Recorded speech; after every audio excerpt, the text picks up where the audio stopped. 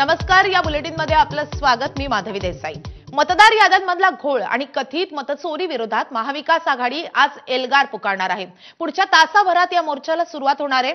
महाविकास आघाडी आणि मनसे आज मुंबईत आयोगाविरोधात मोर्चा काढणार आहेत। सत्याचा मोर्चा असे या मोर्चाचं नामकरण करण्यात आले। या मोर्चाला उद्धव ठाकरे, राज ठाकरे, आदित्य ठाकरे, अमित ठाकरे उपस्थित राहतील। आयोगाचा बेजबाबदार कारभार, मतचोरी, मतांमधील घोळ, निवडणुकीतील गैरव्यवहार याबाबत हा मोर्चा काढण्यात येईल।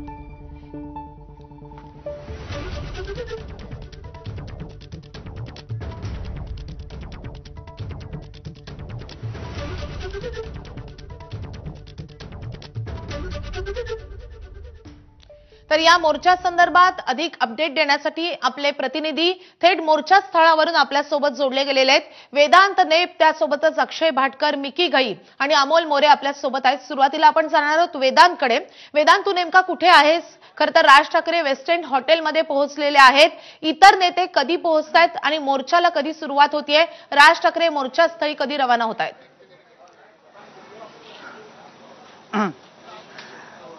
माधवी, साधारणपणे 1 वाजताची मोर्चाची वेळ आहे। 1 ते 2च्या दरम्यान काही कार्यकर्ते, नेते, पदाधिकारी जमतील आणि मग हा मोर्चा पुढे फॅशन स्ट्रीट पासून मुंबई महापालिका मुख्यालयाकडे जाईल। आणि सध्या आपण जर बघितलं तर मी सध्या राज ठाकरे ज्या ठिकाणी आहे त्या हॉटेलमध्ये आहे आणि राज ठाकरे आपल्या नेत्यांसोबत, मग त्यामध्ये बाळा नांदगावकर आहेत, नितीन सरदेसाई आहेत, अविनाश अभ्यंकर आहेत, लोकलने प्रवास केला, म्हणजे दादर ते त्यांनी चर्चगेट लोकलने प्रवास केला आणि त्यानंतर या ठिकाणी आलेले आहेत। असं कळतंय की थोड्याच वेळात उद्धव ठाकरे सुद्धा इथे येतील आणि मग ठाकरे बंधू या मोर्चामध्ये सहभागी होतील। ज्या प्रकारे आवाहन केलं जाते की कार्यकर्त्यांना, पदाधिकाऱ्यांना तुम्ही गाड्या घेऊन येऊ नका, कारण वाहतूक कोंडीचा प्रश्न निर्माण होऊ शकतो आणि त्यामुळे अनेक जण हे लोकलने येत आहेत, स्वतः नेते आपण बघितले लोकलने येत आहेत आणि त्यामुळे एक साधारणपणे अर्ध्या पाऊण तासामध्ये राज ठाकरे या हॉटेलमधून निघतील आणि जवळच असलेल्या फॅशन स्ट्रीट पासून जिथे या सगळ्या मोर्चाला सुरुवात होणार आहे या मोर्चामध्ये सहभागी होतील।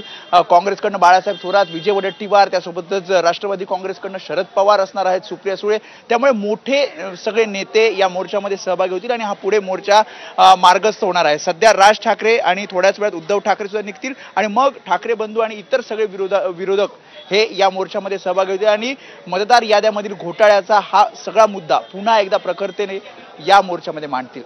माधवी, वेदांत, तू आपल्यासोबत राहाच। आपण जाणार आहोत अक्षय भाटकरकडे। अक्षय मनसे कार्यकर्त्यांसोबत ट्रेन मधून येतोय। अक्षय, आता कार्यकर्ते रवाना होत आहेत, आपण अक्षयकडे जाणारच आहोत। त्यानंतर आपण जाणार आहोत मिकी घईकडे। मिकी, तू सध्या नेमका कुठे आहेस आणि तिथे मोर्चाची कशी तयारी करण्यात आली आहे? कार्यकर्ते जमले आहेत का?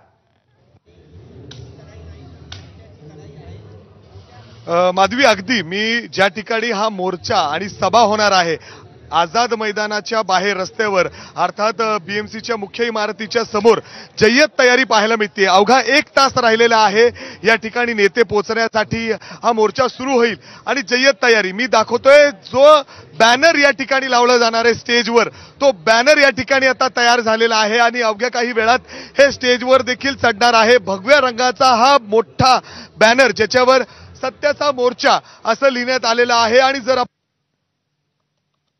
या मोर्चाला सुरुवात होतीये काही वेळातच आणि त्यासाठी मोठ्या संख्येने इथं कार्यकर्ते देखील पोहोचलेले आहेत। व्यवस्था जर आपण इथं बघितली तर रस्त्यावर दुतर्फा या ठिकाणी ध्वज लावण्यात आलेले आहेत, म्हणजे अर्थात पक्षाचे जे झेंडे आहेत आणि त्याचबरोबर बॅनर्स आहेत आणि स्टेज देखील पूर्णपणे आता तयार झालेला आहे। बॅरिगेज तयार झालेले आहेत, साऊंड सिस्टम या ठिकाणी लागलेला आहे आणि जवळपास 1 तास राहिलेला आहे। त्याच्या अगोदरची जर तयारी बघितली तर ही जवळपास झालेली आहे आणि मी जो तुम्हाला दाखवलं तो बॅनर आता दाखवला आपण, तो बॅनर पूर्णपणे तयार झालेला आहे। रस्त्याच्या दुतर्फा या ठिकाणी कार्यकर्ते आणि लोक जे येणार आहेत त्यांची व्यवस्था करण्यात आलेली आहे। आपण जर बघितलं तर बॅरिगेज लावलेले आहेत। याच्या आतमध्ये इथं नेते थांबतील आणि इथं भाषण होणार आहेत, राज ठाकरे, उद्धव ठाकरे, अशा पद्धतीने सगळे। आणि मी जे तुम्हाला सांगितलं सकाळपासून पावसाचं सावट होतं तर इथं 2 व्हॅनिटी व्हॅन्स देखील आहेत। नेते आल्यानंतर जर त्यांना इथं फ्रेश व्हायचंय तर या ठिकाणी व्हॅनिटी व्हॅन्स देखील आहेत। हे दोन्ही व्हॅनिटी व्हॅन्स या नेत्यांसाठी या ठिकाणी लावण्यात आलेले आहेत। सर, जो एक बॅनर आहे या बॅनरकडे सगळ्यांचं लक्ष होतं, तो बॅनर देखील आता तयार झालेला आहे। कशी व्यवस्था साधारण कधीपर्यंत सुरू होईल, कधीपर्यंत कार्यकर्ते जमतील? कार्यकर्ते इथे जमणार नाहीत, कार्यकर्ते फॅशन सिटीला जमणार आहेत, तिकडून मोर्चाने ह्या ठिकाणी येणार आहेत. आता मोर्चाची तयारी अंतिम टप्प्यात आहे.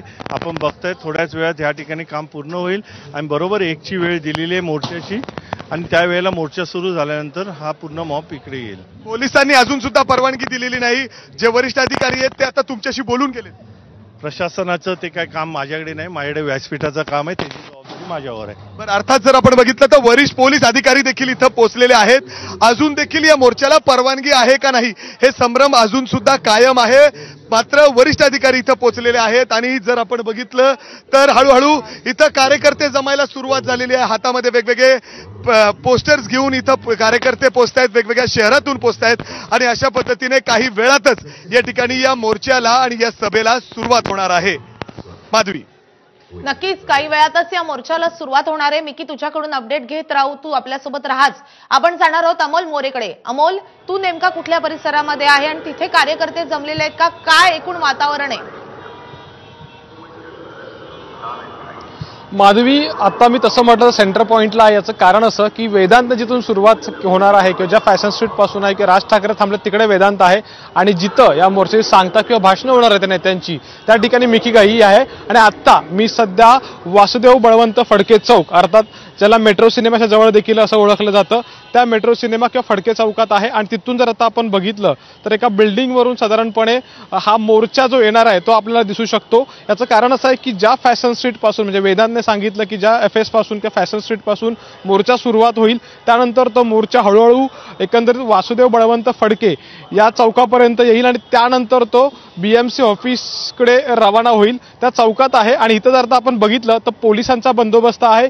पोलिसांनी तर बॅरिगेटिंग केलेली आहे. म्हणजे जसं मगाशी मिकी म्हणाला की मोर्चाला परवानगी आहे की नाही याबाबत साशंकता आहे. त्यामुळं आता ह्या चौकामध्ये बॅरिगेटिंग केलेलं आहे. पोलिसांचा फौज किंवा पोलिसांची संख्या जी आहे ती जशी वेळ जवळ येते मोर्चाची त्यानुसार ती वाढायला लागलेली आहे. काही कार्यकर्ते देखील आहेत. काही वेळापूर्वी अगदी मराठवाड्यातल्या काही भागातले इथं कार्यकर्ते गोळा झालेले होते कारण की मगाशी पावसासारखं साधारणपणे वातावरण होतं पण आता ऊन तापलंय. त्यामुळं काही कार्यकर्त्यांनी हा झाडाचा आसरा घेतलाय किंवा कुठेतरी बिल्डिंगच्या आसऱ्याला जाऊन थांबलेले आहेत. काही कार्यकर्ते उत्साही कार्यकर्ते जे होते किंवा काही जे मतदार आलेले होते असतील मुंबईतले काही पदाधिकारी असतील ते इथं अलगी ग्रामीण भागातून आलेले लोक. नक्कीच अमोल, तूही आपल्यासोबत राहाच कारण आता पोलिसांनी परवानगी दिलेली नाहीये. मात्र पोलिसांनी कडक पोलीस बंदोबस्त सगळीकडे तैनात केलेला आहे. या मोर्चा संदर्भात एक महत्त्वाची अपडेट समोर येते. आयोगाविरोधातल्या सत्याच्या मोर्चावरून काँग्रेसमध्ये गटबाजी असल्याची चर्चा आहे. मुंबई काँग्रेसकडून कार्यकर्त्यांना मोर्चामध्ये सहभागी होण्यासंदर्भात अगदी वेळेवर अधिकृत मेसेज पाठवण्यात आलेत. प्रदेश काँग्रेसकडून कार्यकर्त्यांना मोर्चामध्ये सहभागी होण्याच्या सूचना दिलेल्या होत्या. मात्र मुंबई काँग्रेसचा स्वतंत्र दर्जा असल्यानं कार्यकर्त्यांमध्ये मोठं संभ्रमाचं वातावरण होतं. मात्र आता या कार्यकर्त्यांपर्यंत मेसेज पोहोचलेले आहेत. या संदर्भात अधिक अपडेट देण्यासाठी आपले प्रतिनिधी अभिषेक मुठाळ आपल्या सोबत आहेत.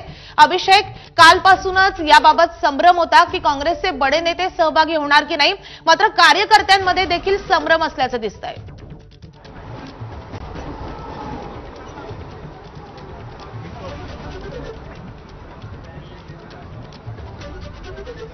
बघितलं तर संभ्रम होता आणि अशात आता आपल्याला कुठेतरी गटबाजी देखील महाराष्ट्र काँग्रेस आणि मुंबई काँग्रेसमध्ये पाहायला मिळत आहे. यामध्ये प्रामुख्यानं पाहायचं तर मुंबई काँग्रेसचा स्वतंत्र दर्जा आहे. महाराष्ट्र काँग्रेसकडनं जरी कार्यकर्त्यांना मेसेज पाठवण्यात आलेले असले तरीही कार्यकर्त्यांची संख्या इथं मोठ्या प्रमाणात नाही आहे जी मुंबई काँग्रेसची मोठ्या प्रमाणात आहे. एकूणच नेते सहभागी होण्यासंदर्भात देखील संभ्रम आहे. एकूण जे ज्येष्ठ नेते आहेत ते सहभागी होण्याच्या ऐवजी जे कनिष्ठ नेते आहेत ते काँग्रेसकडनं आपल्याला यामध्ये मोर्चामध्ये पाठवलं जाणार असल्याचं देखील कळतं आहे. सहभागी होण्यासंदर्भात काँग्रेसचे नेते नसीम खान सध्या आपल्या सोबत आहेत. नसीमजी, तुमचं स्वागत आहे एबीपी माझावर. असं कळतं आहे की कार्यकर्त्यांना अगदी शेवटच्या क्षणी सूचना गेलेल्या आहेत. इतकी गटबाजी आहे का? काय इतका वेळ लावतायत आणि काँग्रेसकडे स्पष्टता नाहीये का? संभ्रमाचं वातावरण काय आहे एकूणच?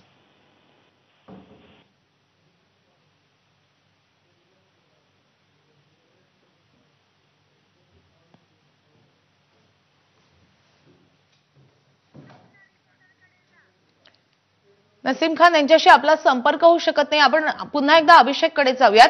अभिषेक, गटबाजी का? कारण काय या गटबाजीचं?